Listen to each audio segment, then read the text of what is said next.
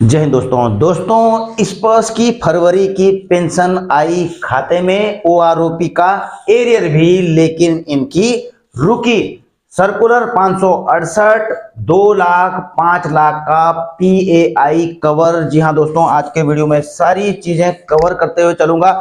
सबसे पहले दोस्तों मैं बात करूंगा सर्कुलर 568 की, और इसके बारे में दोस्तों मैं इसलिए बात करने जा रहा हूं क्योंकि मुझे जो है इसके रिगार्डिंग एक कमेंट आया था कि जो सर्कुलर 568 है वो किसको लागू है, क्योंकि वो रिटायर हुए थे 2001 में और सिपाही की वो पेंशन ले रहे हैं। तो वो बता रहे थे कि जो है क्या मुझे सर्कुलर 568 लागू है।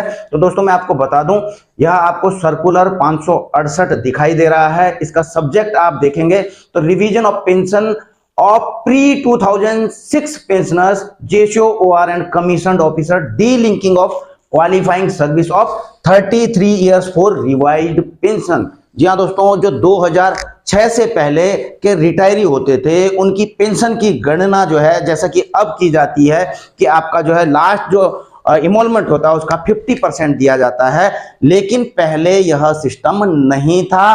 पहले जो है 33 साल वाला फॉर्मूला था दोस्तों, तो उसको डीलिंक किया गया था। और जो 2006 से पहले के रिटायरी थे, चाहे फैमिली पेंशनर्स थे, उनको जो है उनकी पेंशन को 1 जनवरी 2006 से गारंटीड पेंशन दी गई। और वो गारंटीड पेंशन कितनी थी दोस्तों, और इसका एरियर भी दोस्तों बाद में मिला। आप देख रहे हैं, the provision of above government letter shall take effect from 1 January 2006 and arrear भी उनको 1 जनवरी 2006 से कईयों को मिला है, ज्यादातर को मिल गया है। हो सकता है दोस्तों कुछ लोगों को इसका मिला भी नहीं है, क्योंकि अभी भी मिल रहा है कुछ लोगों को। और ये जो है उनकी गारंटीड पेंशन थी, ये आर्मी वालों के लिए और उनकी फैमिली पेंशन के लिए, ये एयरफोर्स नेवी, ये सबके जो है मैंने आपको एक वीडियो में इस प्रकार मैंने एक वीडियो बनाई थी। इसमें जो है मैंने आपको विस्तृत रूप से इसके बारे में बताया था। तो इसका लिंक भी मैं इस वीडियो में के डिस्क्रिप्शन में दे दूंगा, आप जाकर के देख सकते हैं कि आखिर ये सर्कुलर 568 है क्या, और अब स्पर्श के द्वारा जो है किस प्रकार से इसका भुगतान किया जा रहा है यदि बैंक ने आपको इसका भुगतान नहीं किया। और ये वो कमेंट है दोस्तों, क्योंकि इन्होंने इस बारे में पूछा था, तो आपको क्लियर हो गया होगा कि जो 568 है वो प्री 2006 के लिए ही है। अब देखिए दोस्तों, एक जो है मुझे कमेंट आया था कि सर एटीएम कार्ड पर भी इंश्योरेंस पॉलिसी है क्या, क्योंकि दोस्तों मैंने आपको बताया था कि जो आपका डीएसपी का अकाउंट है या रक्षक अकाउंट है, ठीक है ना, तो इस प्रकार के जो आपके अकाउंट हैं आपको पर्सनल एक्सीडेंटल इंश्योरेंस कवर रहता है। उसमें 30 लाख 50 लाख जो भी बैंक की अपनी पॉलिसीज हैं उसके मुताबिक। लेकिन क्या आपको जो डेबिट कार्ड है, जो आपका एटीएम कार्ड है, उस पर भी कोई इंश्योरेंस कवर होता है? बिल्कुल होता है दोस्तों। ज्यादातर बैंकों में आपका जो आपके पास जो एटीएम कार्ड है या डेबिट कार्ड जिसे बोलते हैं, उसमें जो है उसकी जो वेरिएंट है उसके मुताबिक जो है उसमें पर्सनल एक्सीडेंटल इंश्योरेंस कवर दिया जाता है। अगर एसबीआई में देखोगे दोस्तों, तो आपके पास जो पेंशन गोल्ड वाला अगर आपके पास डेबिट कार्ड है, एटीएम कार्ड है, तो आपको 2 लाख रुपए का उसमें पर्सनल एक्सीडेंटल इंश्योरेंस कवर है। इसके अलावा दोस्तों जिनके पास प्लेटिनम वाले हैं उनको 5 लाख तक का जो है पर्सनल एक्सीडेंटल इंश्योरेंस कवर है। आप यहां पर देख रहे होंगे, ये डिटेल मैंने एसबीआई की निकाली है।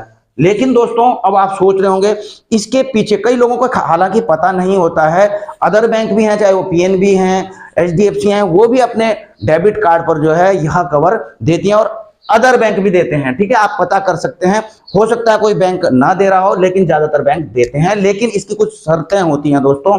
शर्तें क्या होती है? सबसे पहली शर्त जो होती है ट्रांजैक्शन।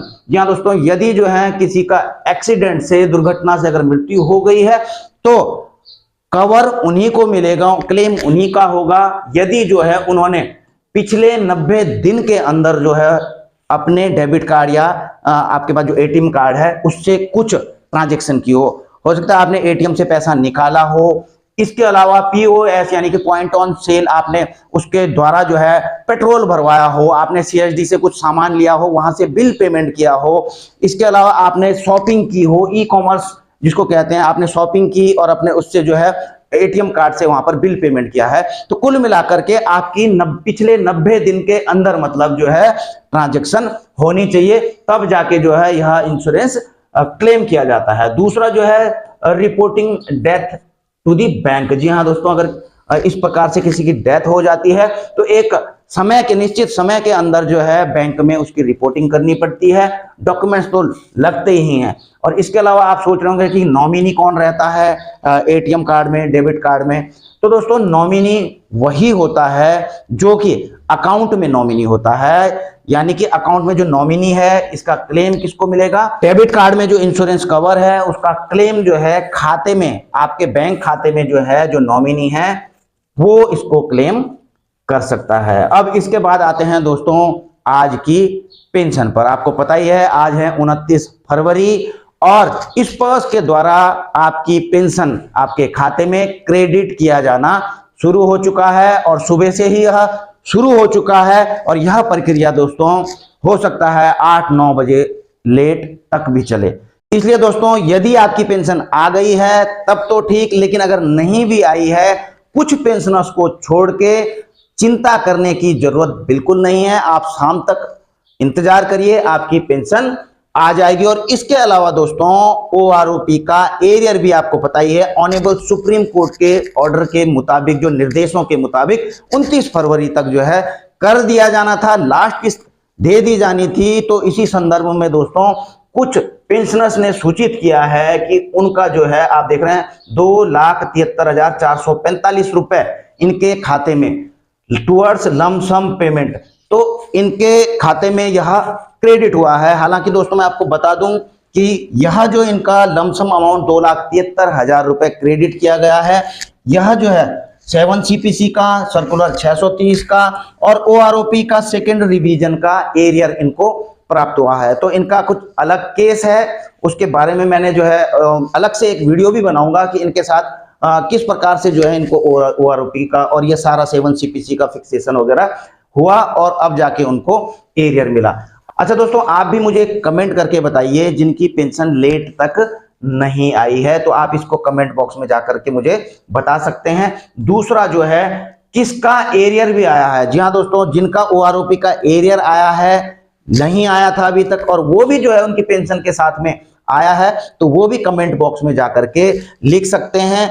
और दोस्तों आप कमेंट लिखते हैं तो इससे जो अन्य पेंशनर्स हैं वो भी कमेंट पढ़ते हैं, तो उनको भी ये सारी जानकारियां अपडेशन मिलती रहती है। और अगला दोस्तों, अगर पेंशन आपकी कम या ज्यादा आई है, जो आपकी रेगुलर पेंशन आती थी उसमें कुछ कम होकर के आई है या कुछ उसमें बढ़ोतरी होकर के आई है, तो आप दोस्तों कमेंट बॉक्स में जाकर के हमें इसके बारे में सूचना दे सकते हैं। अब बात करता हूं दोस्तों कि किनकी पेंशन नहीं आ सकती। जी हाँ दोस्तों, आपको पता है कि जिनके नवंबर में ड्यू थे लाइफ सर्टिफिकेट के, तो उसको जो है बढ़ाया गया था स्पर्श की तरफ से कि एक्सटेंडेड टिल जनवरी 2024, यानी कि जनवरी 2024 तक उनको लाइफ सर्टिफिकेट जमा कर देने थे।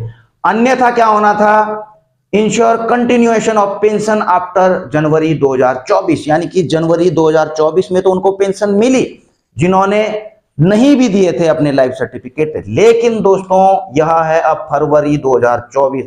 तो दोस्तों अगर नहीं दिया होगा तो बिल्कुल जो है निश्चित रूप से, जहां तक मुझे लगता है, उनकी पेंशन स्पर्श के द्वारा रोकी जाएगी। और इसलिए दोस्तों अगर आपकी पेंशन लाइफ सर्टिफिकेट के कारण, इसलिए दोस्तों यदि किसी भी पेंशनर्स की पेंशन रुकती है तो कृपया करके आपने जाना है अपना लाइफ सर्टिफिकेट स्पर्श के लिए सबमिट कर लेना है। और आपकी जो पेंशन है दोस्तों वो अगले महीने की पेंशन में ये वाली भी और अगले महीने की पेंशन भी आ जाएगी, क्योंकि हो सकता है दोस्तों किसी ने गलत तरीके से या फिर गलत पीडीए को अपना लाइफ सर्टिफिकेट दिया हो और उनको यह पता ना हो।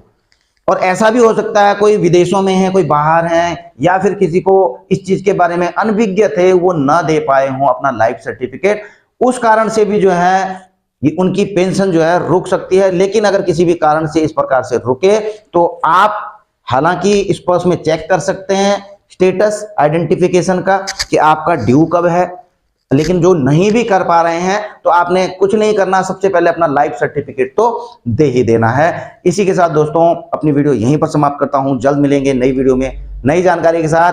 जय हिंद, वंदे मातरम।